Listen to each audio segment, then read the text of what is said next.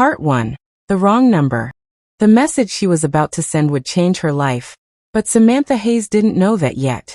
She sat on the edge of her worn-out couch, the pale glow of her phone painting her tired face. Her fingers trembled above the keyboard as she typed. Ethan, I hate to ask again, but I need $35 for Noah's formula. I'll pay you back Friday, I promise. She hit send before pride could stop her. Silence filled the room. Just the hum of the fridge and her baby's soft breathing from the crib beside her. $1.82 left in her account. No formula. No diapers. 3 days till payday. Her stomach twisted with guilt. Just one more day, she whispered. Across the city, in a glass tower high above Chicago, Liam Carter stared out at the skyline that had made him a billionaire. He'd built companies, not connections. But for some reason, he couldn't ignore the buzz of his phone on the desk beside him. He glanced down. Ethan, I hate to ask again, but I need $35 for Noah's formula. Wrong number. Obviously. Still, something about those words made him pause. Desperation wrapped in dignity. A feeling he hadn't let himself feel in years. He should have deleted it. But instead he typed, I think you've got the wrong number. Across town, Samantha's heart sank. She checked the number. 1 digit off. Damn it. Oh my God, I'm so sorry, she replied quickly. Please ignore that. She tossed her phone aside, heat rising in her face. Another failure in a week already full of them. Seconds later, her phone buzzed again. Is your baby going to be okay? Her brows knit together. Who does that? We'll manage. Sorry for bothering you. I could help, came the reply. No strings attached. She gave a small, humorless laugh. Yeah, right. There were always strings. Thanks, but I don't take money from strangers. Then let's fix that, he wrote. I'm Liam. Something about his tone, calm, confident, too quick, didn't feel like a normal stranger. Almost like he'd been waiting. But exhaustion dulled her suspicion. It's Gentile's formula, she typed at last. Noah's got colic. It's the only thing that works. There was a pause. Then another ping. Check your Venmo. Samantha frowned, opened the app, and froze. The numbers glowed on her screen like a miracle she didn't dare touch. $350. Sent by Liam C. Her hands shook. This is way too much. I can't accept this. Consider it an early Christmas gift, he replied. Buy enough for a few months. One less thing to worry about. Tears blurred her vision. She hadn't cried when Ethan left, or when she lost her job, or when the eviction notice came. But this unexpected kindness, cracked her open. Thank you, she typed softly. You're welcome, Samantha, came the reply. Her chest tightened. She never told him her name. Her breath hitched as the glow of her phone screen flickered across her face. How did he know? Outside, thunder rolled through the Chicago night. Samantha turned off the lamp, curling up beside Noah's crib. But sleep never came, because deep down she knew, this was just the beginning. At sunrise, her phone buzzed again. Hope you and Noah slept well, the message read. I have a proposition for you. Part 2. The proposition. Samantha's phone buzzed before sunrise. For a second, she thought it was a dream, the money, the stranger, the message. But then she saw the name glowing on her screen. Liam Carter. Hope you and Noah slept well. I have a proposition for you. Her pulse quickened. Proposition. The word made her uneasy. What kind of proposition? The dots appeared almost instantly, too fast, like he'd been waiting. Professional. Not personal. Okay, keep talking. I run Carter Innovations. We're short-staffed for a finance project. Your brother Ethan interviewed here months ago, mentioned you used to work in accounting. Her breath caught. She hadn't said a word about her brother. How do you know him? Your number's 1 digit off your brother's old work contact. HR caught the coincidence. Plausible, yet too perfect. What exactly are you offering? 3-month contract. Data reconciliation before our merger. Remote flexibility. Full pay. She almost laughed. Full pay. He had no idea how desperate she was. I have a baby, she wrote. Can't do long hours in an office. We have on-site childcare. Bring Noah if you want. HR will expect you tomorrow at 10. He wasn't asking, he was orchestrating. That control unnerved her. Still, she looked at Noah's sleeping face and thought, maybe this is what we need. Fine, she typed. I'll come in. But if it's weird, I'm gone. Deal. Morning came gray and cold. Carter Innovations towered over Chicago, glass and steel slicing through the winter sky. Inside, marble floors gleamed beneath her scuffed heels. Noah's small weight in her arms felt grounding. The only real thing in a place built for people who never worried about bills. Ms. Hayes. The receptionist smiled immediately. Mr. Carter's expecting you. Top floor. She hadn't even sent a resume. Her chest tightened as the elevator began its silent climb. Her reflection in the mirrored wall looked back at her, tired, nervous, determined. When the doors slid open, an older assistant greeted her. I'm Margaret. Right this way. She followed through a corridor of glass and soft light, until Margaret opened a heavy door. The office inside was immaculate, almost too immaculate, like no one actually worked there. And then he turned. He turned slowly, as if he'd known the exact moment she'd walk in. Liam Carter.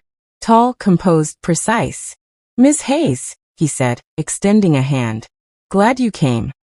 Still deciding if I'm glad, she answered, forcing a thin smile. Even his smile felt rehearsed, like he'd practiced it 1,000 times. Fair, he said lightly, motioning for her to sit. You've got every reason to be cautious. As she sat, Noah stirred. Liam's gaze softened. He's beautiful. How old? 6 months. He nodded slowly. I had a daughter once. A pause. She would have been 8 this year. Something in his voice cracked, not loud enough to be obvious, but enough to make her heartbeat falter. Samantha froze. The air suddenly felt heavier, like grief had filled the room. I'm sorry, she whispered. He nodded again, staring at the skyline. Leukemia. After she passed, I buried myself in work. Got good at it. A hollow laugh. Doesn't fill the silence, though. Sympathy tugged at her, tangled with unease. Then, as if a switch flipped, Liam straightened. The job's real. The salary's competitive. You can work from here if you want. My suite has a private room. It's secure, and Noah's welcome. Work from your office. Confidential merger data, he said smoothly. Safer here than on the open network. He sounded sincere, maybe too sincere. Those gray eyes revealed nothing. Finally, she rose and extended her hand. All right. I'll take it. A faint smile touched his lips. Welcome to Carter Innovations, Samantha. As she left, Noah's soft cooing echoed in the glass corridor. Relief washed through her, laced with a thread of dread she couldn't name. That night, after Noah finally slept, she scrolled through their texts again. Everything replayed in her mind. His calm voice, his perfect office, that story about his daughter that felt both real and rehearsed. Her phone buzzed. Liam Carter. Don't tell anyone what we talked about today. Not yet. The words stared back at her like a warning, or a command. Part 3: The Hidden Truth. Monday morning, Samantha walked through the glass doors of Carter Innovations. Noah on her hip, hope in her chest, and a fear she couldn't quite name. Margaret greeted her with a practiced smile. Mr. Carter's in a meeting, but he asked me to show you to your workspace. The elevator hummed as they rose to the top floor. Sunlight spilled across the hallway like liquid gold, gleaming off the glass and chrome. Beautiful and sterile. Margaret opened a side door inside Liam's private suite. A sleek desk, dual monitors, and near the window, a small white crib perfectly assembled. She froze. He'd thought of everything. Too much, maybe. Margaret's tone softened. He can be thoughtful in his own way. The words stayed with her long after the door closed. By noon, Samantha was buried in spreadsheets. The job looked simple: reconcile accounts before a merger. But the deeper she went, the more she noticed oddities. Repeating entries, transfers that circled nowhere, tiny discrepancies whispering that something was wrong. She leaned back. This doesn't add up, she muttered. A knock broke the silence. Liam stepped in, jacket off, sleeves rolled, calm as ever. Settling in? Yeah, she said carefully. Though your books are interesting. Interesting how? Some accounts repeat. A few transfers don't trace right. Probably nothing but. His voice stayed calm, but his eyes didn't match it. Send them to me, he said evenly. And don't mention them to anyone else. Not yet. Her pulse quickened. I wasn't planning to. Just thought you should know. He nodded once. Good.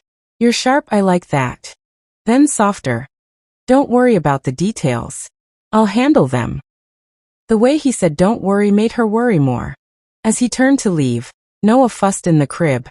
Liam paused, knelt, and gently rocked the blanket until the baby quieted. He likes rhythm, Liam murmured. Charlotte did too. That name again, Charlotte. The ghost in every kindness. Days blurred, data, small talk, exhaustion. Liam remained distant yet ever present. Polite, protective, and a little too observant. No one else entered the top floor without his say-so. Margaret lowered her voice when she spoke his name. Even security guards avoided eye contact near his office. One evening, as she was closing her files, something flickered on her screen. The cursor twitched. Then, a new line appeared in the corner. Remote session, admin_Carter, active. Her stomach dropped. Someone was watching her work, live. The mouse slid half an inch on its own before the window vanished. Her heart hammered. The door clicked open.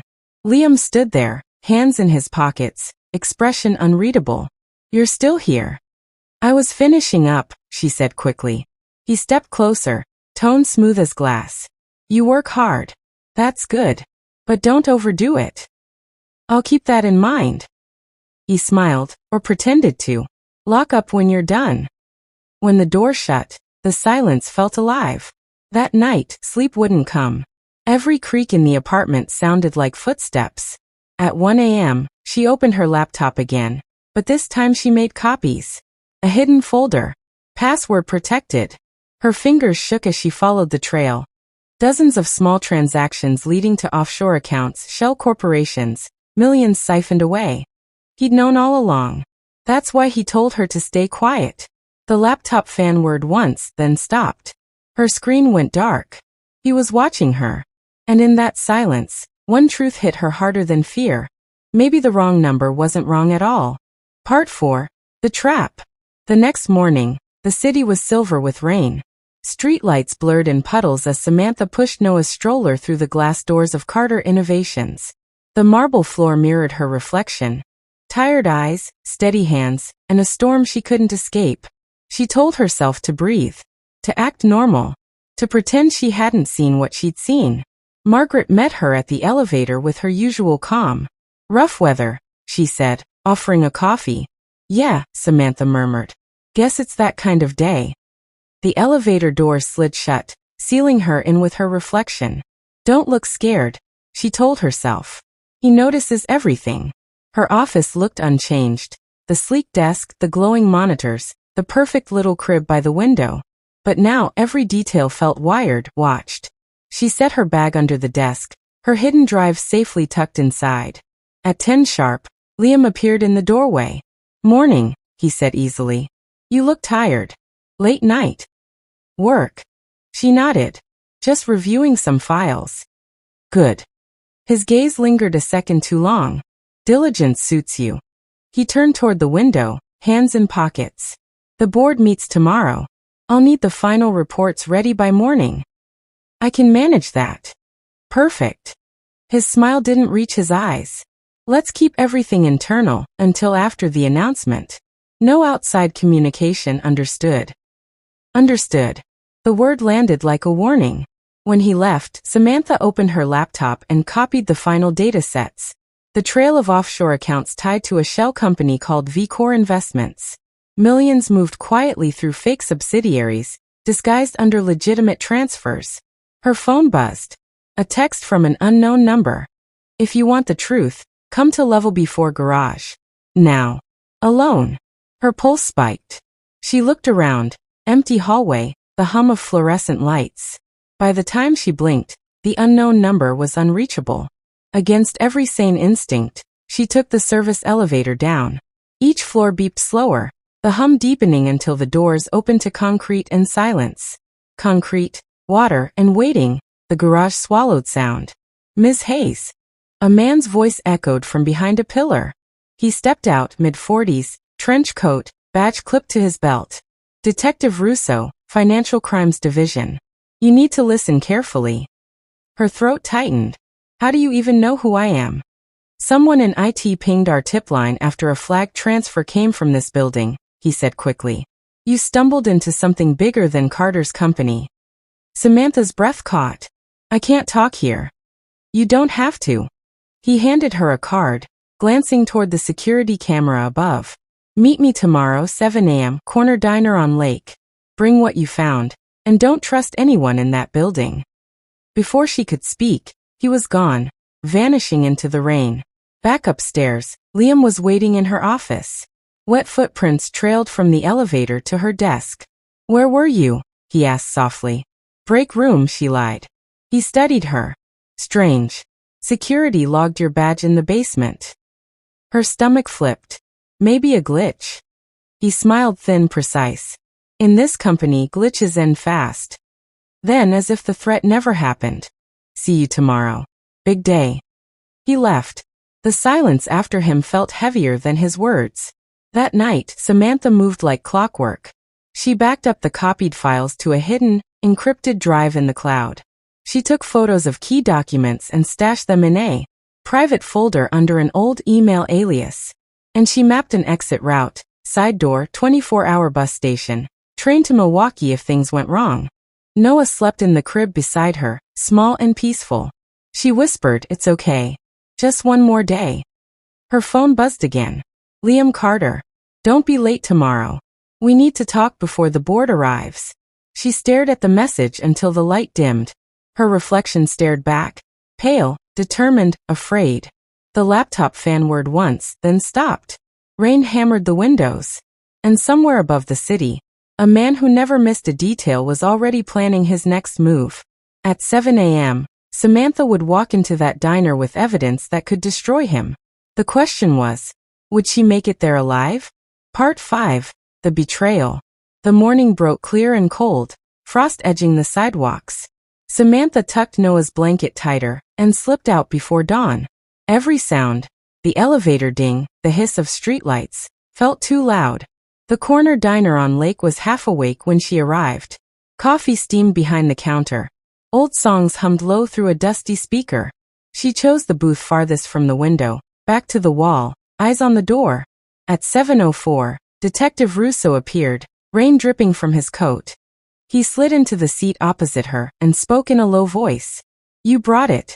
She nodded, placing her small laptop bag beside her. The files. Offshore accounts, shell companies, everything. He smiled faintly. You did good, Ms. Hayes. Really good. For the first time in weeks, she let herself exhale. So what happens now? We take it to the feds, Russo said. You'll make a statement. Once we freeze the accounts, Carter's finished. He reached for the bag, but something about his tone, too smooth, too rehearsed, made her stomach tighten. Detective, she said quietly. Can I see your badge again? He froze, only a heartbeat. Then smiled as if nothing had changed. Sure. He pulled it out, but the metal looked dull. The seal was wrong. Her pulse spiked. It wasn't the same badge he'd shown before. The diner door opened. Cold air swept in. Two men in gray suits walked in, silent, synchronized. Not cops. Russo's smile turned thin. You shouldn't have come here alone, Ms. Hayes. Her pulse became a countdown, 3 seconds before everything broke. She bolted. The men lunged. The table slammed over, coffee splattering across the floor. A baby cried somewhere behind her. Samantha ducked under an arm, grabbed the laptop bag and ran. The bell above the door jingled once, then silence, followed by pounding footsteps. Outside, the street glistened with ice. She sprinted toward the corner, clutching the bag like oxygen. A black sedan rolled from the curb, headlights slicing through the fog. The rear window lowered just enough for her to see him. Liam Carter. Perfect suit. Calm eyes. Watching her like this was all a routine inspection. Her lungs burned. Tires screeched.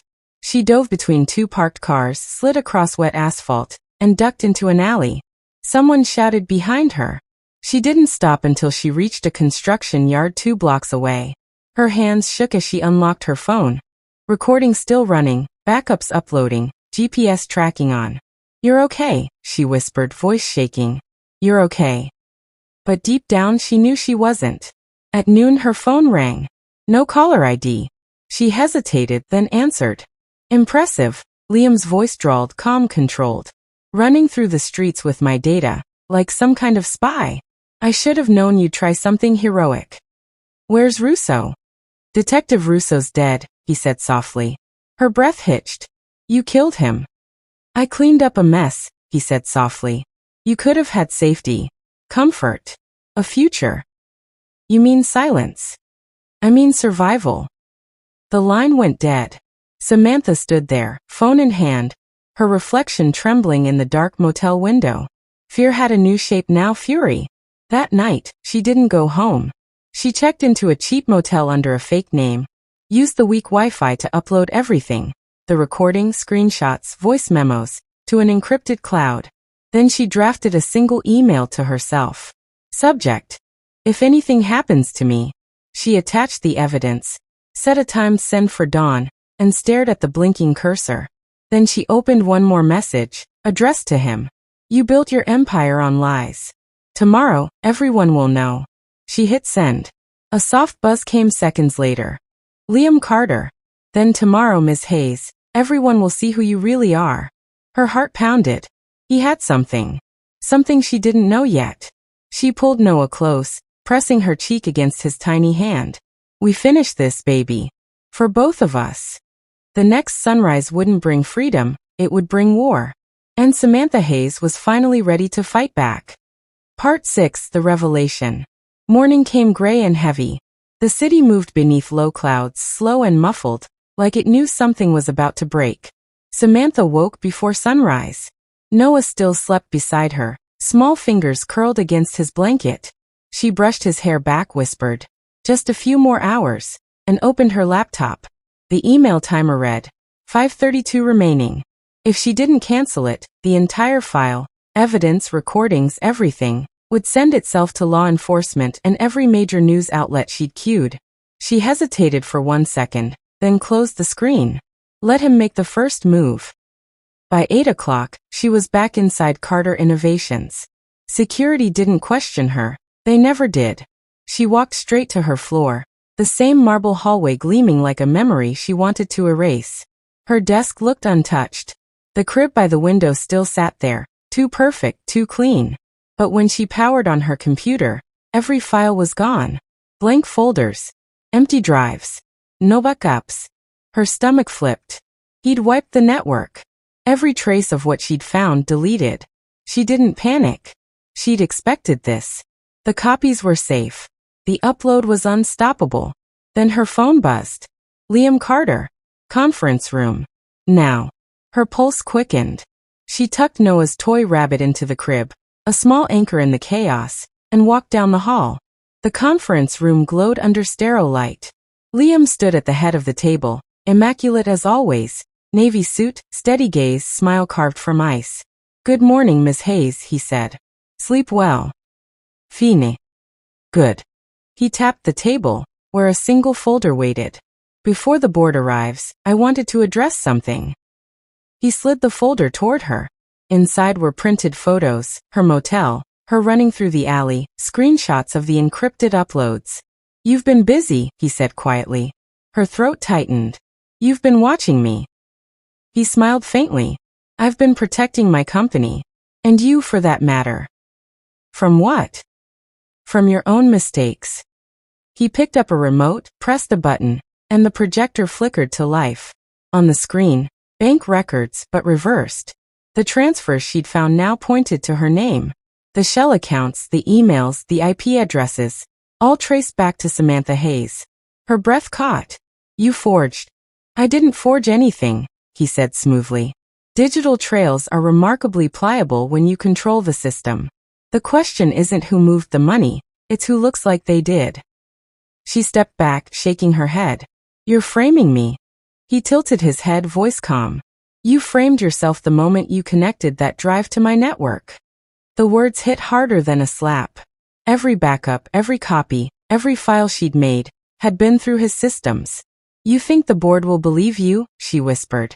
I don't need them to. He walked closer. I just need you to doubt yourself long enough for them to sign the merger. Her voice trembled. And what happens to me after? He smiled. You disappear quietly, preferably before the news cycle catches on. Samantha's phone vibrated in her pocket, a single buzz. The timer had hit 0. Her eyes widened just slightly. What? He asked. Nothing, she said softly.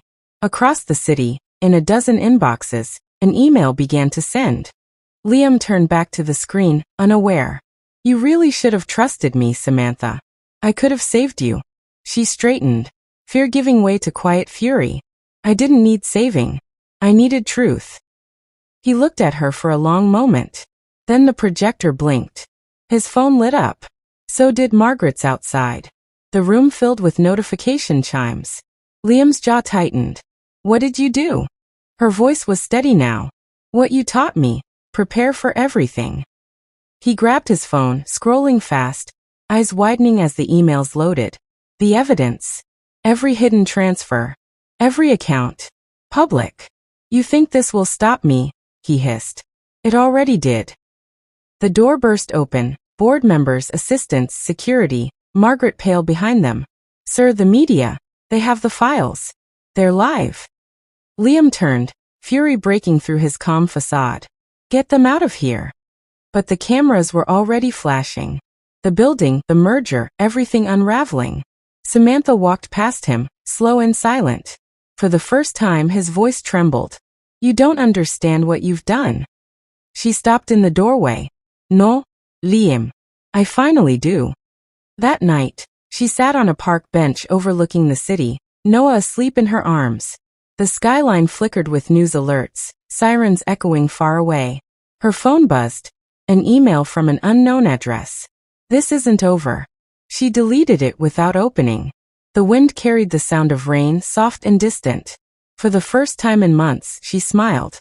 But in a world built on secrets, victory never lasts forever. Somewhere in the dark, a man like Liam Carter doesn't vanish, he rebuilds. And Samantha Hayes was about to learn that some truths cost more than freedom. Part 7. The Aftermath. A week later, the city was brighter, cleaner somehow, like the storm had rinsed the skyline. But Samantha hadn't slept much since that day. The news called her a whistleblower, a hero. Carter Innovations had collapsed overnight. Its CEO Liam Carter had vanished. No arrest. No trace. Just silence. She sat by the window of her small new apartment, sunlight spilling across Noah's crib. The air smelled of baby lotion and soft beginnings. For the first time in months, the world felt still. She almost believed the nightmare was over. Her laptop pinged with another news alert. Federal manhunt continues for missing tech executive Liam Carter. She stared at the headline, his face frozen on the screen. Calm, immaculate, distant. A part of her wanted him gone forever. Another part wondered if he ever truly left. She closed the laptop, exhaling. It's done, she whispered to herself. It's really done. The knock on the door startled her. 2 federal agents stood outside. Polite, sharp suits, eyes tired but kind. Ms. Hayes, one said. Thank you again for your cooperation. We may need your testimony again when the hearings begin. Of course, she replied. The second agent hesitated. One more thing. We found a safe house tied to Carter's team. Your name was listed on a recent account authorization. Her stomach tightened. That's not possible. He forged those documents. We know, the agent said gently. But this one was created 2 days ago. Her pulse faltered. 2 days ago? He nodded. We'll stay in touch. The door shut softly behind them. Samantha stood motionless. 2 days ago, after he'd disappeared. She opened her laptop, checking her encrypted folders, emails, everything. All clean. Then the cursor flickered. Once. Like a heartbeat. A new message appeared. From unknown sender subject. For Noah. Her hand trembled as she clicked it open. Inside was a single photo, Noah's crib. Taken minutes ago. Her breath caught. She turned fast. The crib was right there. Noah still asleep, safe. but the angle in the picture wasn't from the window. It was from inside the apartment. She grabbed Noah, backing toward the door, phone shaking in her hand. The email pinged again. "You always were good with numbers, Samantha. Let's see how well you can count down." The laptop fan whirred softly, once then stopped. The lights flickered. Samantha bolted for the hallway. Noah clutched to her chest. Her phone buzzed again. 5. The elevator dinged. 4. She ran for the stairs. 3. Her footsteps echoed through the stairwell, panic crashing against each breath. 2. She burst into the street, rain spilling from the gray sky. 1. She turned. The world erupted in white light. A deafening boom tore the air apart. Hours later, police tape rippled in the wind. Reporters shouted behind barriers. A detective muttered to an agent. The woman and child made it out. The suspect? Nothing. Just an empty signal. Across the river, a man in a gray coat watched the smoke rise. His reflection in the glass was calm, almost peaceful. Liam Carter wasn't dead. He'd simply moved on. He slipped his phone into his pocket, voice barely a whisper. "Checkmate, Miss Hayes." Later that night, Samantha sat in a hospital waiting room, Noah asleep in her arms. Her face was streaked with ash, her eyes hollow but fierce. The TV above replayed the explosion footage. The phone buzzed on the chair beside her. She didn't look. "Not yet. This isn't over," she whispered. The city thought it had seen the end of Liam Carter. But monsters like him don't disappear. They wait. And somewhere out there, another story was already beginning.